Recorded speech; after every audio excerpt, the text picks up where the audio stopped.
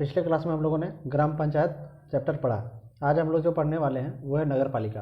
ठीक है, स्थानीय स्वशासन में एक नगर पालिका भी आता है जिसको भाग 9 का क में रखा गया है और जो अनुच्छेद है 243 से ZG तक। ठीक है, तो इसमें सबसे पहला चीज़ हम लोग शुरू करते हैं। आज पहला चीज़ जो है 1787 में मद्रास में फर्स्ट नगर निगम स्थापित हुआ था। ठीक है, इसमें डायरेक्ट क्वेश्चन से बन सकता है कि जो पहला नगर निगम था कब हुआ था, या फिर मद्रास में नगर निगम जो है कब स्थापित हुआ था। तो 1687 में मद्रास में पहला नगर निगम स्थापित। सेकंड 1726 में कोलकाता व मुंबई में नगर निगम स्थापित हुआ था। यानी कि दूसरा जो नगर निगम आपका होगा, दूसरा और तीसरा कलकत्ता मुंबई में हुआ था। कब हुआ था? 1726 में। ठीक, नेक्स्ट आते हैं नगरीय स्थानीय स्वशासन का संबंध है 3 मंत्रालय से। किस किस से?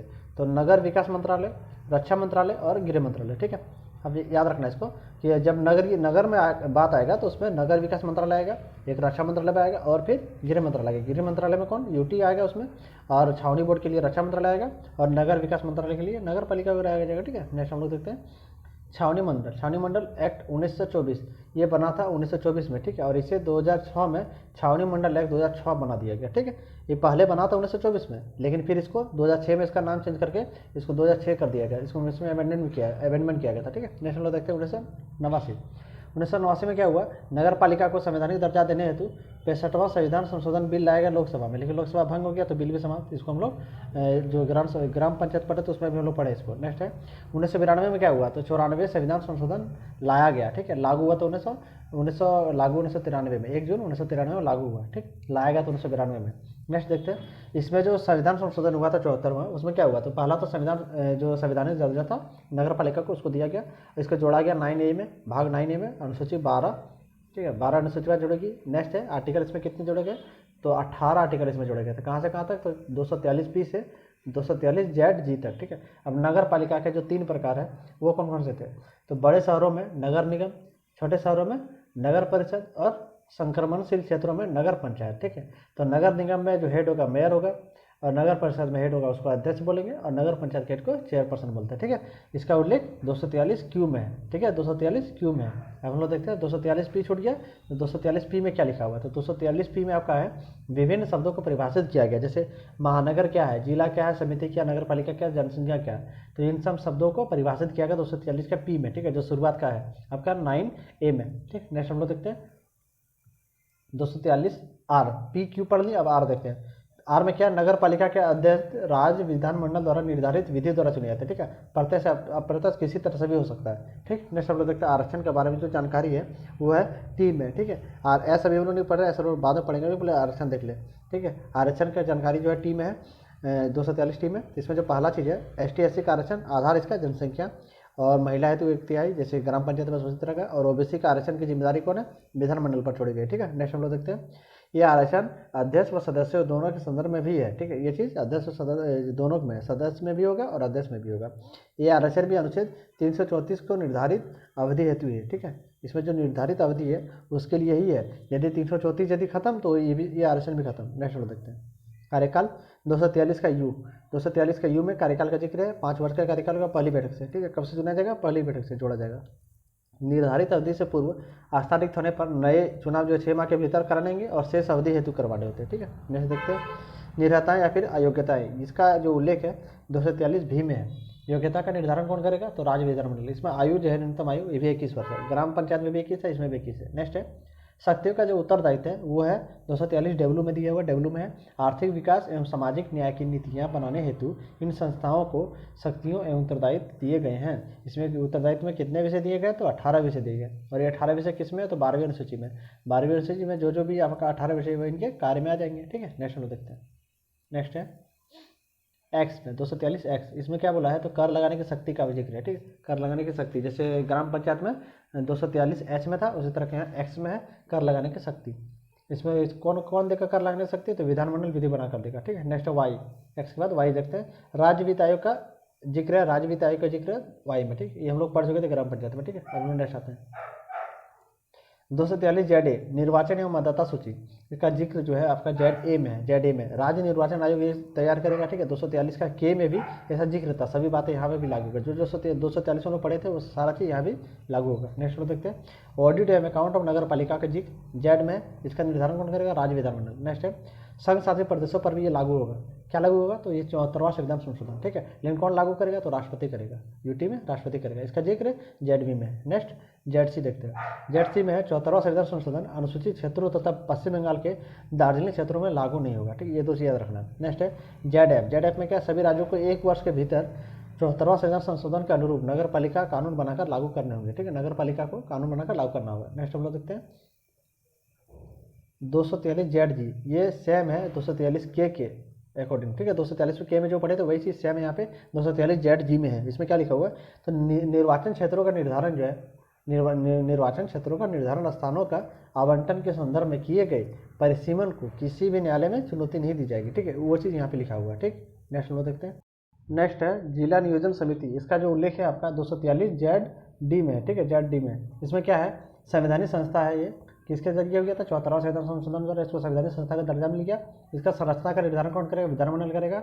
और डीपीसी, इसको शॉर्ट में डीपीसी यानी जिला नियोजन समिति है ना, तो डीपीसी के जो 4/5 नगर पालिका के निर्वाचित सदस्यों तथा जिला स्तर पर पंचायत के निर्वाचित सदस्यों में से चुने जाएंगे, ठीक है। निर्वाचित होना चाहिए 4/5 जो होगा, इसमें सदस्य होगा, उसके बारे में बात हो रहा है। नेक्स्ट है डीपीसी के निर्वाचित सदस्य ग्रामीण एवं शहरी जनसंख्या के रेशियो के निर्वाचित होंगे, ठीक। और उसके आगे है डीपीसी में निर्वाचित सदस्य के अलावा विधानमंडल विधि बनाकर भी इसमें प्रशासनिक अधिकारी को पदेन सदस्य दे सकता है, और फिर संसद एवं राज्य विधानमंडल के सदस्य को मनोनीत करने का प्रावधान भी कर सकता है, ठीक है। नेक्स्ट है डीपीसी का अध्यक्ष कौन होगा? तो इसका निर्धारण भी विधानमंडल ही तय करेगा। नेक्स्ट है डीपीसी संपूर्ण जिले के समग्र विकास की योजना बनाकर राज्य सरकार को सौंपती है, और इस विकास की योजना को डीपीसी का अध्यक्ष राज्य सरकार को प्रेषित करती है, ठीक है। आप लोग देख सकते हैं।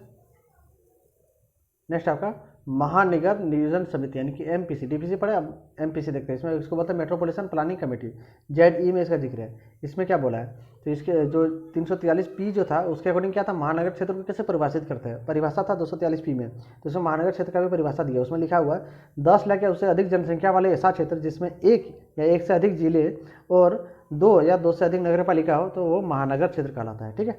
हम लोग नेक्स्ट देखते हैं इसमें क्या लिखा हुआ है। तो 243 पी के तहत राज्यपाल अधिसूचना जारी करके किसी भी क्षेत्र को महानगर क्षेत्र घोषित कर सकता है। अधिसूचना जारी करना पड़ेगा लेकिन इसके लिए, ठीक है। नेक्स्ट हम लोग देखते हैं डीपीसी और एमपीसी में अंतर देख लेते हैं। तो डीपीसी का जेड डी में है, इसमें जेड ई में है, ठीक है। अनुच्छेद है जेड ई और यहाँ पे जेड डी। नेक्स्ट है 4/5 सदस्य का निर्वाचन होगा, यहाँ पे 2/3 सदस्य का निर्वाचन होता है। नेक्स्ट निर्वाचित जो है सदस्य का चुनाव कौन करेगा? तो नगर पालिका निर्वाचित सदस्य और जिला पंचायत के निर्वाचित सदस्य। यहाँ पे भी वही सेम है, ठीक है। इसमें नगर पालिका है, यहाँ पे जिला था तो यहाँ पंचायत है, बस और कुछ अंतर नहीं है।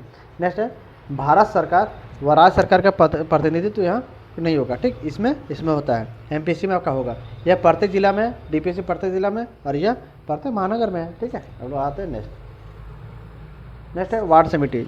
वार्ड समिति 243 ऐसे पहले छोड़ दिया था, अब इसमें पढ़ते हैं 243 ऐसे। इसमें है क्या? यह वहीं स्थापित होगा वार्ड समिति जहाँ जो शहरों की जनसंख्या 3 लाख या उससे अधिक है। 3 लाख या उससे अधिक जहाँ है वहाँ वार्ड समिति स्थापित हो जाएगी। तो इसकी संरचना एवं स्थान में भरे जाने की नीति के तरीके का निर्धारण कौन करेगा? राज्य का विधानमंडल, ठीक है। राज्य का विधानमंडल। अध्यक्ष कौन होता है? तो इसका पार्षद होता है अध्यक्ष, ठीक है।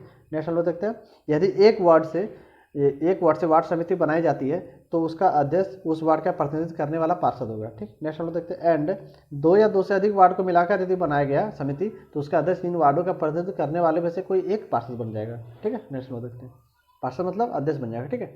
नेक्स्ट है हम लोग नेक्स्ट क्लास में पढ़ेंगे, तब तक ले thank you, take care, bye bye. Next है जिला नियोजन समिति। इसका जो उल्लेख है आपका 243 जेड डी में, ठीक है, जेड डी में। इसमें क्या है? संवैधानिक संस्था है ये। किसके जरिए हो गया था? 74वां संविधान संशोधन द्वारा इसको संवैधानिक संस्था का दर्जा मिल गया। इसका संरचना का निर्धारण कौन करेगा? विधानमंडल करेगा। और डीपीसी, इसको शॉर्ट में डीपीसी यानी कि जिला नियोजन समिति है ना, तो डीपीसी के जो 4/5 नगर पालिका के निर्वाचित सदस्यों तथा जिला स्तर पर पंचायत के निर्वाचित सदस्यों में से चुने जाएंगे, ठीक है। निर्वाचित होना चाहिए 4/5 जो होगा, इसमें सदस्य होगा, उसके बारे में बात हो रहा है। नेक्स्ट है डीपीसी के निर्वाचित सदस्य ग्रामीण एवं शहरी जनसंख्या के रेशियो के निर्वाचित होंगे, ठीक। और उसके आगे है डीपीसी में निर्वाचित सदस्य के अलावा विधानमंडल विधि बनाकर भी इसमें प्रशासनिक अधिकारी को पदेन सदस्य दे सकता है, और फिर संसद एवं राज्य विधानमंडल के सदस्य को मनोनीत करने का प्रावधान भी कर सकता है, ठीक है। नेक्स्ट है डीपीसी का अध्यक्ष कौन होगा? तो इसका निर्धारण भी विधानमंडल ही तय करेगा। नेक्स्ट है डीपीसी संपूर्ण जिले के समग्र विकास की योजना बनाकर राज्य सरकार को सौंपती है, और इस विकास की योजना को डीपीसी का अध्यक्ष राज्य सरकार को प्रेषित करती है, ठीक है। आप लोग देख सकते हैं।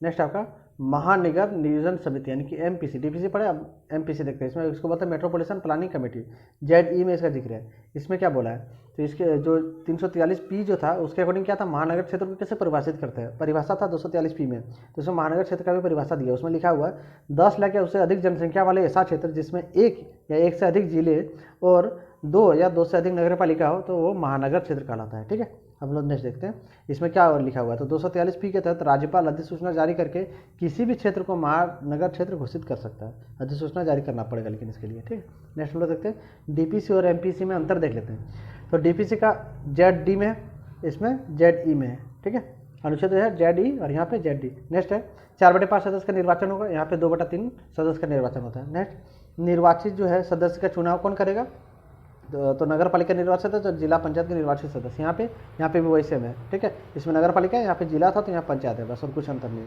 नेक्स्ट है भारत सरकार व राज्य सरकार का प्रतिनिधित्व यहाँ नहीं होगा। ठीक, इसमें होता है। एमपीसी में आपका होगा, यह प्रत्येक जिला में, डीपीसी प्रत्येक जिला में और यह प्रत्येक महानगर में है। ठीक है, अब लोग आते हैं नेक्स्ट है वार्ड समिति। वार्ड समिति 243 ऐसे पहले छोड़ दिया था, अब इसमें पढ़ते हैं 243 ऐसे। इसमें है क्या, यह वहीं स्थापित होगा वार्ड समिति जहाँ जो शहरों की जनसंख्या 3 लाख या उससे अधिक है, 3 लाख या उससे अधिक जहाँ है वहाँ वार्ड समिति स्थापित हो जाएगी। तो इसकी संरचना एवं स्थान में भरे जाने की नीति के तरीके निर्धारण कौन करेगा, राज्य का विधानमंडल। ठीक है, राज्य का विधानमंडल। अध्यक्ष कौन होता है, तो इसका पार्षद होता है अध्यक्ष। ठीक है, नेक्स्ट हम लोग देखते हैं यदि एक वार्ड से वार्ड समिति बनाई जाती है तो उसका अध्यक्ष उस वार्ड का प्रतिनिधित्व करने वाला पार्षद होगा। ठीक, नेक्स्ट हम लोग देखते हैं एंड 2 या 2 से अधिक वार्ड को मिलाकर यदि बनाया गया समिति तो उसका अध्यक्ष इन वार्डों का प्रतिनिधित्व करने वाले में से कोई एक पार्षद बन जाएगा। ठीक, यहाँ हम लोग का नगर पालिका टॉपिक खत्म होता है। मिलते हैं नेक्स्ट वीडियो में, तब तक के लिए thank you, take care, bye bye.